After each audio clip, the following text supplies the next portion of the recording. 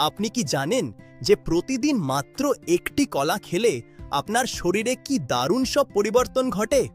কলা কেবল একটি সাধারণ ফল নয়, এটি আপনার স্বাস্থ্যের জন্য এক জাদুকরী পুষ্টির জাদুঘর। প্রথমত, এটি আপনাকে প্রচুর তাৎক্ষণিক শক্তি যোগায়।